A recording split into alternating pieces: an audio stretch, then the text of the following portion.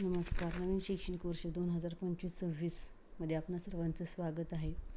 आपणा सर्वांना अशा पद्धतीचं समग्र प्रगतीपत्रक HPC पायाभूत स्तरासाठी प्राप्त झालं असेल, पण हे परक या संस्थेमार्फत, आता परकचा अर्थ performance assessment review and analysis of knowledge for holistic development अंतर्गत पूर्वतयारी स्तरासाठी विद्यार्थ्यांच्या सर्वांगीण विकासाचे मूल्यांकन करण्यासाठीचे हे प्रगतीपत्रक ह्याची संकल्पना मांडण्यात आली आहे. आणि हे समग्र प्रगतीपत्रक आपल्याला पायाभूत स्तरासाठी सध्या शाळेत उपलब्ध झालेलं आहे.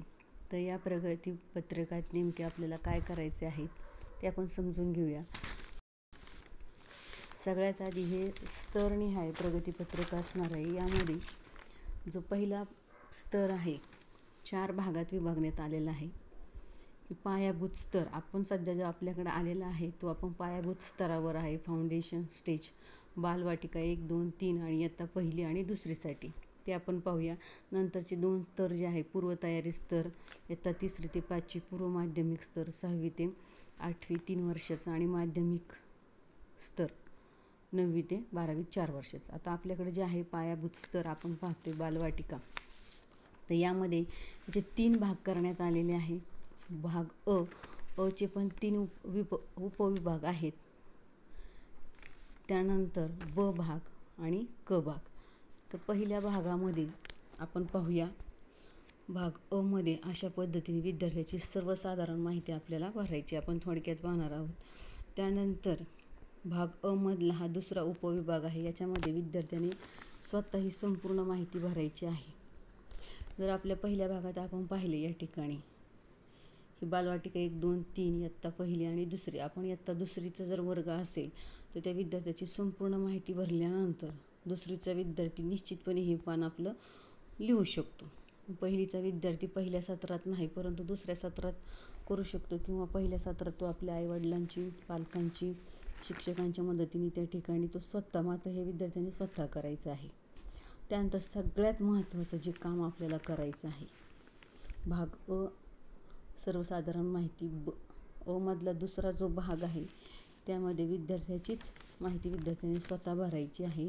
आणि भाग अ मधला तिसरा जो उपविभाग आहे त्यामध्ये विद्यार्थ्याचं स्वतःचं मूल्यमापन आहे, मित्रांनी केलेलं मूल्यमापन आहे आणि पालकांनी. पण आता सगळ्यात महत्त्वाचं आपल्याला जे बघायचं आहे ते आहे विकास क्षेत्र. तर विद्यार्थ्यांचे विकास क्षेत्र पायाभूत स्तरासाठी जे आहेत ते 6 विकास क्षेत्रे, म्हणजे 5 अचे 1 आणि 2 केले असे 6 आहेत. पायाभूत स्तरासाठी आपण पाहतोय विकास क्षेत्र. पहिलं जे विकास क्षेत्र आहे शारीरिक विकास. प्रत्येक विकास क्षेत्राची अभ्यासक्रमाची ध्येय दिलेली आहेत. आपल्याला जे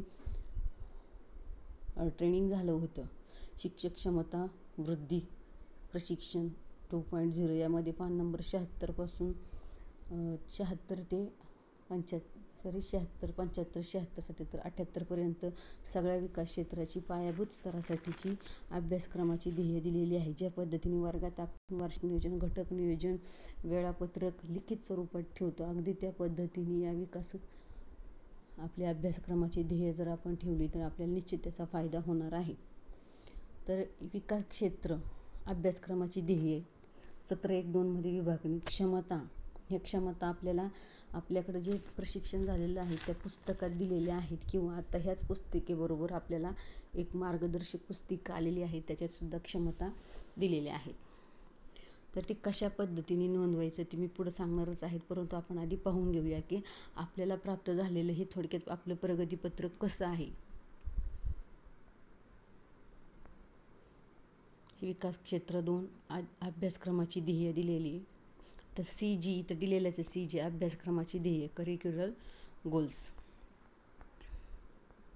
आपण एक ध्येय घेतल्यावर त्याला 1 ते 2 क्षमता आपण त्या ठिकाणी लिहू शकतो. त्या क्षमतेसाठी घेतलेली कृती उपक्रम आपल्याला लिहायची आणि त्यासाठीचे विचारले. आता प्रश्नसुद्धा आपल्याला प्रशिक्षणात झालेले कशा प्रकारचे प्रश्न आपण विचारायचे आहे, हे विद्यार्थ्यांनी कशा पद्धतीने मूल्यांकन करायचं आहे. स्वतः मूल्यांकन आजचं सांगितलं. भाग अ मधला तिसरा जो उपविभाग आहे तो या ठिकाणी स्वयंमूल्यांकन, सहाध्यायी मूल्यांकन आणि पालकांचे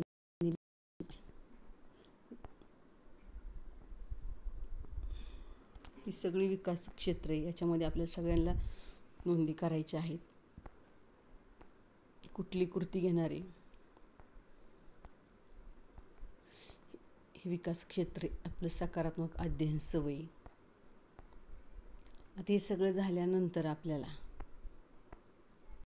भाग क येतो, सारांश थोडक्यात शेवटी वर्षाच्या.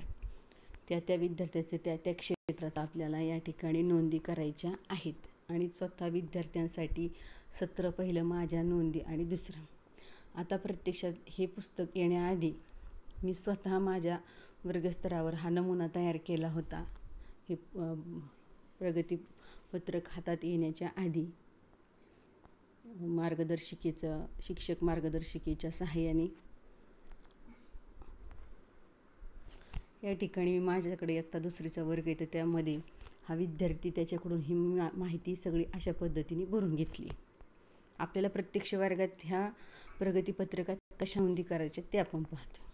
त्याच्यामध्ये हे पान दिलेलं नाही, परंतु त्या मार्गदर्शिकेनुसार मी आणि माझे कुटुंब फोटो हा सुद्धा हे पान तिथं पाहिजे होतं, पण त्यांनी दिलेलं नाही. असू दे, आपलं काम सोपं.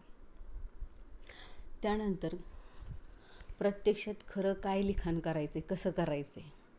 मार्गदर्शिकेत हे सगळं आहे, तरी देखील आपल्याला प्रश्न पडतो की नेमकं करायचं काय.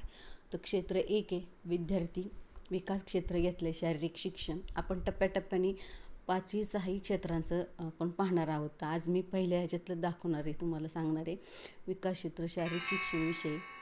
या ठिकाणी अभ्यासक्रमाचे जे ध्येय दिलेले 3, त्यातलं मी 2 नंबरचं घेतलेले. बालके ज्ञानेंद्रियाची कुशाग्रता विकसित करतात. तर यासाठी ज्या क्षमता घेतल्यात त्या 2 या ठिकाणी सत्र पहिली क्षमता लिहायच्यात आपल्याला. मी आधीच सांगितले शिक्षक मार्गदर्शिकेमध्ये किंवा नवीन ह्याच पुस्तिकेबरोबर मिळालेली शिक्षक मार्गदर्शिका आहे, त्यामध्ये क्षमता दिलेल्या आहेत आपल्याला त्या विकास क्षेत्राच्या.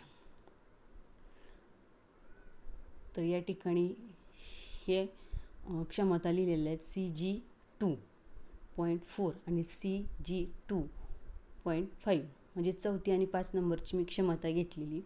त्यासाठी विद्यार्थ्यांची घेतलेली कृती उपक्रम अगदी थोडक्यात करायची आहे की त्या मुलांसाठी आपण कुठली कृती उपक्रम त्या क्षमतेशी ते ध्येय विकसित करण्यासाठी घेतली, आणि मूल्यांकनासाठीचे प्रश्न. हे सगळं झाल्यानंतर पुढं जे आहे आपल्याला काम करायचे मूल्यांकन निकष संच रुब्रिक्स कशा पद्धतीने हे आपल्याला लिहायचंच आहे. प्रत्येक निर्झर पर्वत आकाशी कामगिरी स्तर आहे विद्यार्थ्याची, आणि क्षमता जाणीव जागृती संवेदनशीलता आणि सर्जनशीलता या 3 क्षमतेसाठी हे 3 कामगिरीचे स्तर आहे, हे आपल्याला लिहायचेच आहे.